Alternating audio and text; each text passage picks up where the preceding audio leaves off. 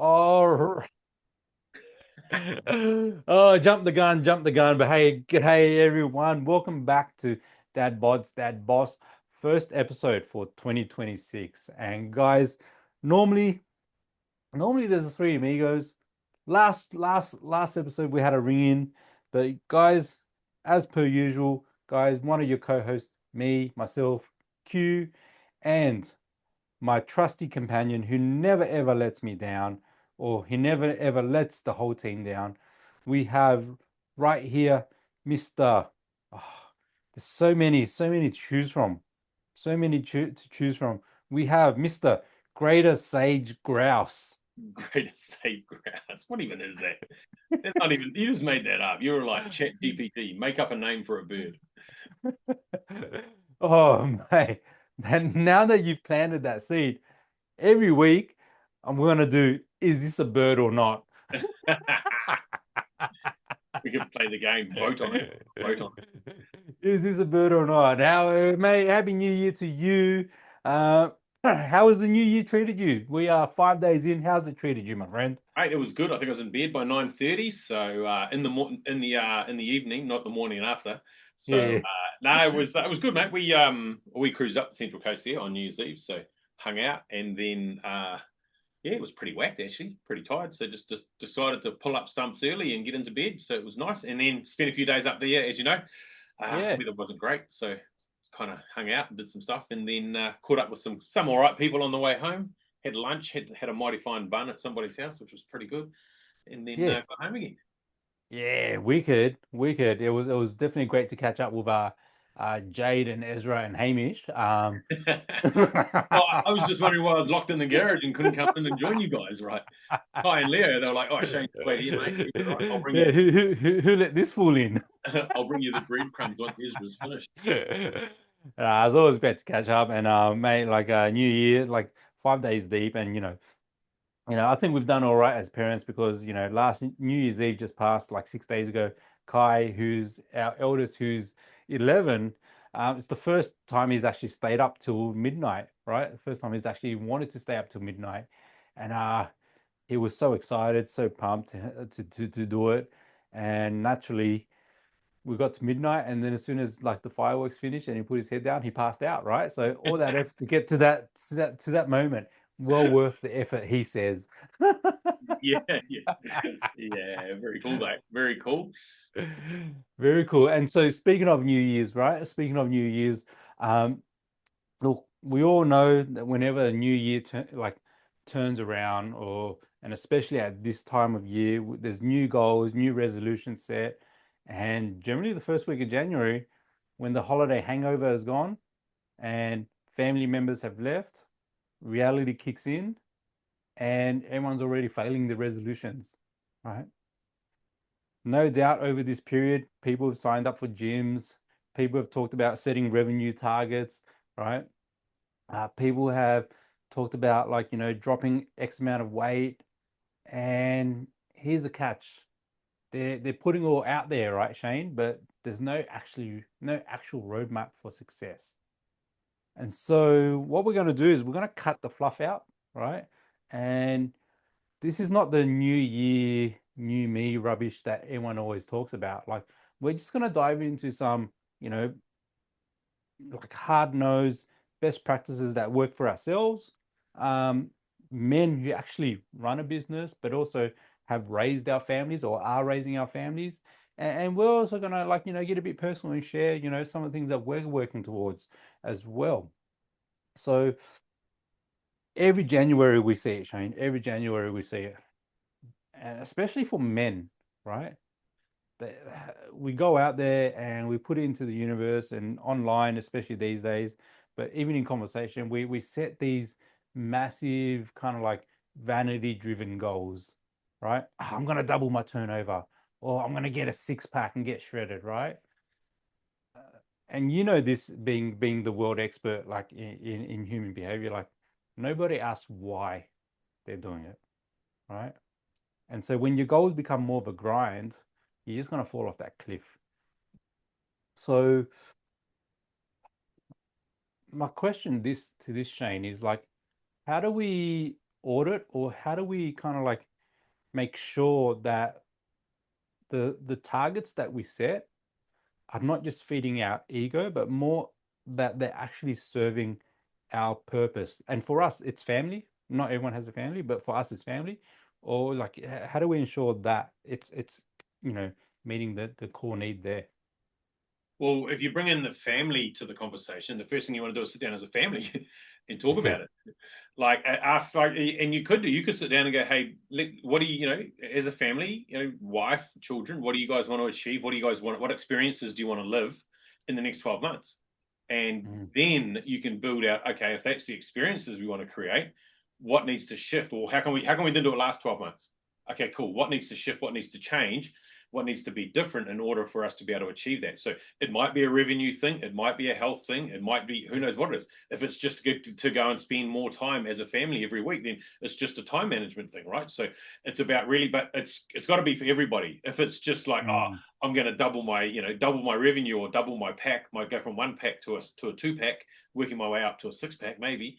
But is that just for you, or is it for the family? Because once you've got the family on board and Mm. they're supportive, then that everything else will be so much easier for it to do, rather than going, oh, I'm just slogging away trying to double my revenue, and they're still doing the same, being the same.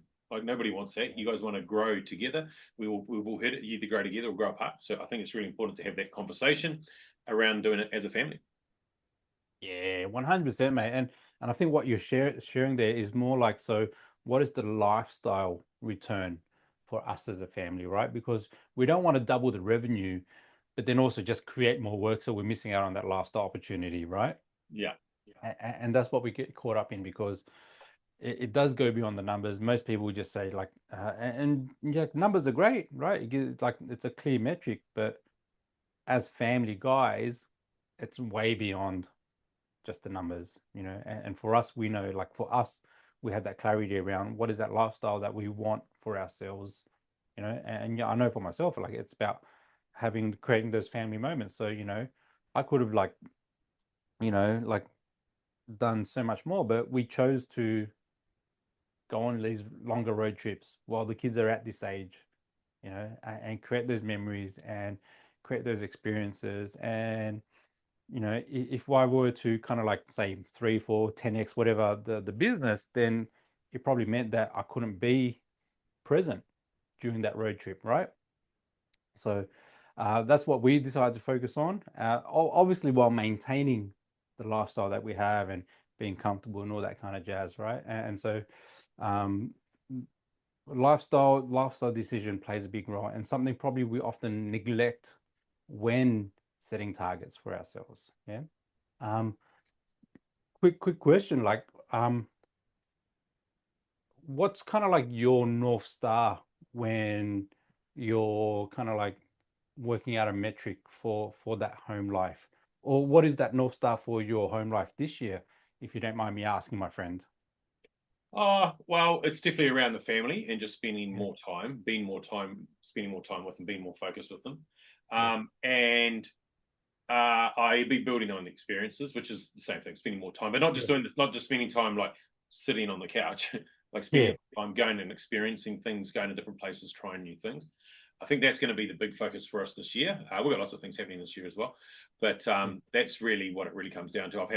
You know, I've had a, yeah, I think I've just put more emphasis on that, even over the last few years, that time yeah, with family is much more important than saying I worked 50 hours or 60 hours or 80 yeah, hours just to be able to buy a new boat or to be able to have X number of dollars in the bank. Like, yeah, sure, that's nice, but what does that give you? What's different? And yeah. what's different for you, but what's different against you as well? Like, how has it worked against you, or maybe dragged you back or held you back as well? Yeah, yeah, love that, man. And like, um, I think I've shared this previously. One of the biggest kind of like factors is like yourself, like creating these more memories. And the thing that consolidated for us was last year when we went on this road trip, right, through Central Australia and whatnot. It was our longest road trip yet. And then when we got home, right, I spoke to Leo, just had a conversation with him, our youngest one, and paint the picture. Like we wanted to get into Queensland, outback Queensland quickly to see what it is out there. So we had one night in northern New South Wales, like literally just to sleep and then pack up and go the next morning, right? And so and that place was called Ningen. And I was like, hey, Leo, if there's any particular part of the road trip that you could do again, what would you do? And here's me thinking like, yeah, he's probably going to think like Cuba Pedy, where there's cool opals, or Uluru or Kings Canyon or something like that. He said Ningen. And I was bamboozled because like there was nothing there. Like we literally just turned up, ate dinner, slept, and then packed up early the next morning. They complained about getting up early because it was so cold, right? But I was like, oh, well, why Ningen, mate? Like we didn't do much there. And I was like, oh, because then we would do the whole road trip again, right? So that kind of consolidated that. Hey, it is about like that's what they remember, right? That these are the things that they will reflect on, and these are the things that will continue to come up in conversation, which is really powerful for us. Um, Speaking of like new goals, new year, the thing that comes in combination with setting new goals for the new year is like new morning routine, right? You raise your eyebrow, man. What was that? Well, do you have a new morning routine? Negative, negative. The one thing, oh, your morning routines. I mean, I'm not laughing because I disagree. I 100% agree. They work, and whatever works for you works for you. I'm not going to tell anyone what their morning routine should be because they know best what it is. The Yeah, thing I guess that with the reason I laugh is because someone goes, "I'm going to start a new morning routine," and they list out like 6 things they're going to do, but it's just not them. It's just not who they are. yeah, And it's about like really just, and this is the same with goals, as we set the goals or yeah, we set the new year's resolutions, and it's such a big, quite often such a big transformation or big difference to who we are, and that's why it yeah, fails, because it's not who we are, and it feels unnatural, it feels awkward, it feels uncomfortable. So we just start chipping away at it, going, oh well, I won't do that, I yeah, won't do that, won't do that, and next thing, by the 10th of January, we're just about, or the 20th of January at least, we're back into yeah, the same old pattern because it was too different. So what I'd recommend is, instead of like just setting a morning routine, just start adopting better habits in the morning for yeah, yourself, and that will become your routine. But just do it one at a time and do a small one at a time. For yeah, example, if you go, well, oh, you know what, I'm going to join the gym. Well, just mm, join the gym and go twice a week. Don't go, I'm going to join the gym and go 5 times a week, because that's almost guaranteeing failure. Because if you yeah, started it twice a week, then you can build it up to 3 times a week, 4 times a week, and 5 times a week over the next 3 or 4 months. And then yeah, you see out the whole year as that version of yourself. And then when it comes to January, you'll already be that'll be who you are. You just go to the gym 5 times a week, yeah, 4 times a week, yeah, rather than saying in January, oh, I'm going to go to the gym 4 times a week, start on the 1st of January, and then some friends popped over and they decided to stay. Oh, I'll just skip the yeah, gym tomorrow and the next day, and next thing you're a day behind. Whereas if yeah, if you'd started in February, for example, like you set that new goal in February and set yourself up, got yourself going to the gym 4 or 5 times a week. When December, January comes around next year, it's just who you are. yeah, Friends come over, go, oh, cool, I'll just be at the gym from 6 till 7 on a Tuesday and a Wednesday. That's just who I am, yeah, what I do, right? yeah. Rather than just giving yourself the excuse, letting yourself off the hook. Yeah, 100%, mate. And like, building little habits into play. Um, like while we're on the topic of gym and like fitness and like health, like this is something you're big on, right? Like just maintaining your health, working out, that kind of stuff. How are you using like that aspect, like physical fitness, right? Not just to like fix the dad bod or like maintain like a good physique, but how are you using it as like a, I guess, non-negotiable kind of like anchor for yourself? Like what's that, how does that serve you to help get through the day?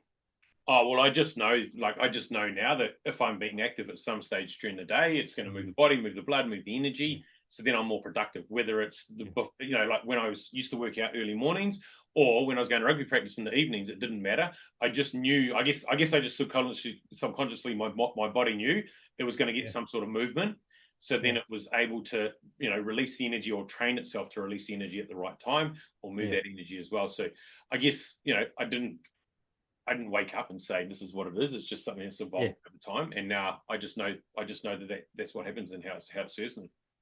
yeah. Nah, cool, man. Very cool. Because you've programmed your body to understand that, hey, this is how I get energy. This is what I do for my own mental clarity, etc., right? Because, there's studies and research that show that between 4 and 7 p.m. is when we have like our brain fatigue kicks in, right? Yeah. But there's also studies to show that you can actually preload your energy beforehand by movement, or and other practices that allow you to have that consistent energy throughout the whole day, you know.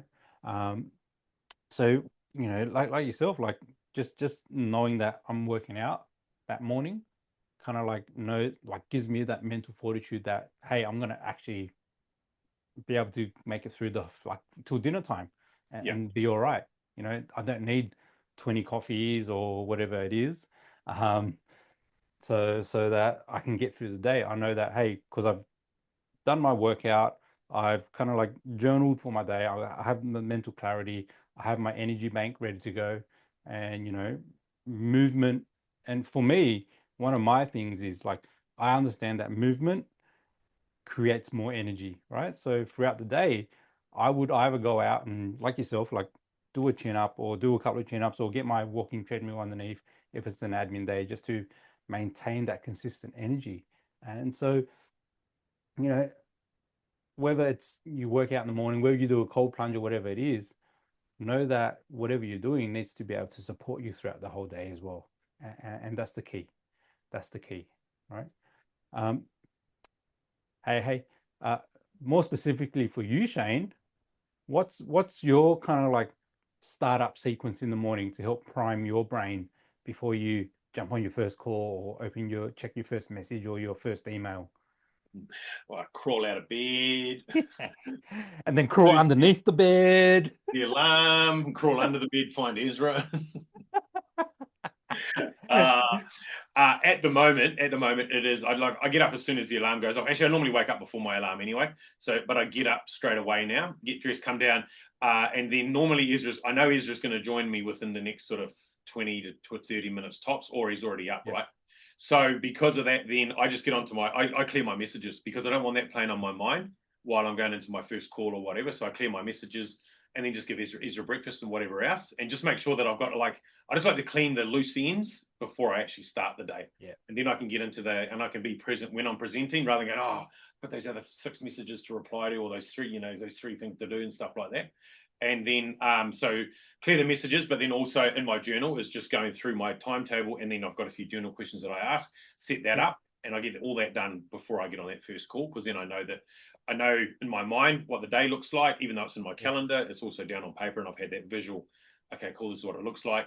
And then I've cleared the decks, as so to speak, for any other messages yeah, that'll come in subsequently from those calls. So that's just where it's at the moment, to be honest. And I've done all the other different things. I've done the running, the walking, the book yeah. reading, the breath work, all that other stuff, the exercising and all that. That's just where it's at the moment. And works best for where Ezra's at as well, and then for Jade too. Yeah, I love that. I love why you share that because that's where it's at now, because this is what's working for you now. And it doesn't mean that it can't evolve or tweak, and as time progresses, because we are humans, we are evolving beings. We change and we don't make sure that what our practices, whatever practice we implement now, like, it's got to make sure that we change and evolve as our body and our mental capacity evolves. Yeah, so I love that, man. Final thing, right? Like, everyone always talks about like setting new goals and wanting to do new things, but like actually part of um setting targets and things is what are some things that you're actually going to stop doing, right? What are you actually going to quit in the new year? Because there are some habits that perhaps drain us, right? Or that steal time or efforts from us, right? So, um, what is one thing? What is the one thing that you're going to fire from your life this year, Shane? Trying to do it too fast, and in all areas of life. You know what I Yeah. mean? Like it's been something I realized I played out a lot for a long time. Is just trying to get stuff done in a hurry, always in a hurry. Mm, Whereas quite often that can take longer because you make a mistake or you overthink it, or it just adds more stress and more overwhelm to yourself. So Yeah.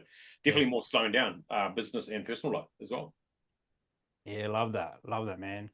For me, right, it's because I love tech, right? I love tech. And so I can go down a rabbit hole and spend hours just exploring some new tools, some new toys, some new like new app or whatever it is, right? And that just doesn't necessarily move the needle for myself personally or for the business, right? So what I'm going to fire or what I'm going to actually quit doing is exploring new tools if it's not relevant to me achieving my targets, you know, both family and business. Because very cool, like very cool that there are some AI tools that can replicate me, or that can generate stuff in an instant, or can transcribe like a whole video to this in a minute. But unless it's going to actually benefit me or benefit what I'm doing for myself, my team, and my clients, then I'm going to like stop, right? Because I've wasted so many hours just playing with new tools and toys because I can. Yeah, yeah. So, man, love this conversation. So, hey, let's wrap this up. Look, we talked a lot about like, you know, routines, some tactics, but just remember, and Shane can attest to this, all of these tools and tactics and strategies that we shared are useless without discipline, because at the end of the day, you still have to action and you still have to do what you need to do to have the success that you want. And so 2026, right? Your targets, they don't care about your feelings, right? They don't care about your intentions, right?